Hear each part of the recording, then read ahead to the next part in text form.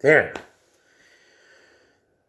to, to my fellow Snyder fans, I thought I'd let you know that I just got a new phone holder today, and I knew it would be perfect time to use it. Well, tonight, I like to start off on IPs. To those of you who are aware about the Superman, Batman, and Wonder Woman and Joker IP expiration dates coming to us within the next 10 years from now, I wouldn't get too worried. Today, when I watched two short episodes, clips of a new Winnie the Pooh animated show that was released onto the Disney Plus app on Disney Junior, it does give me some hope that some of these IPs will still be used by Warner Brothers despite being in the public domain. Mainly it's because of the trademark, as in how certain IP that's been created within a company is done or portrayed. Now, the IPs that I've seen, the Winnie the Pooh Disney IP, or the Walt Disney Company's Winnie the Pooh IPs are still usable at Disney because of a Disney Junior animated short clip episode series called Winnie the Pooh Playdate with Winnie the Pooh is what it's called. So I wouldn't worry too much about the IPs at DC. Even if it becomes confusing and draw attention away, it's not going to make much of a difference. After all, you gotta look into the apps of certain streaming services to find out whether or not certain companies stop making more shows and movies based off these IPs they own. So, but even if Snyder was to make an IP out of Superman, Batman, and Wonder Woman, I don't think he'd want to go too far into,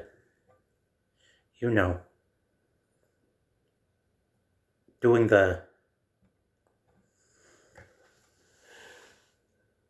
IPs based. I don't think he'd want to go too far repurposing those IPs into what he feels like making them do or making them act.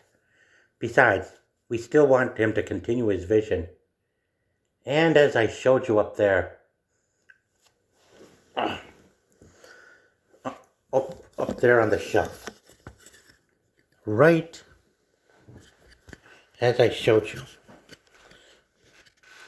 I still want to see the Snyderverse reactivated and continue. First off with Man of Steel 2, featuring Superman and Supergirl teaming up for the first time against villains like Brainiac and Silver Banshee. Heck, even if he's not wearing this kind of uniform and his usual blue and red, I'm fine with that. As long as we can get things straightened out in both Hollywood and Silicon Valley streaming divisions. Because I'm sure that after Superman Legacy, we are going to be real sick and tired of seeing Lex Luthor and General Zod as the villains of every live-action Superman film. They gotta start putting the Donner, their Fond of Donner's movies since 1978 behind them. And we really gotta do something. And we gotta make sure that the IPs to these characters are exactly as shown from the comics. Both the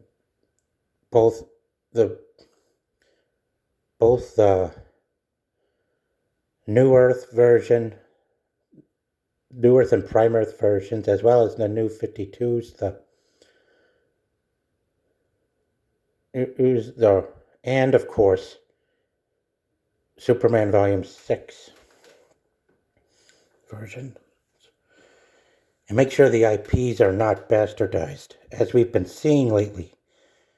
Change is sometimes good, but it depends on how you execute them. And for these IPs, you want to make sure they are worthy as worthy and of excellent value as what you see out of these two characters here. Yeah. IP is sort of a riddle. And speaking of IP, it's been the word of last year and this year. But believe me, there'll be tons of IPs flowing out of everything, even books, comics, television shows, weak horror movie imitations and stuff, and other things that are non-trademark related or stuff.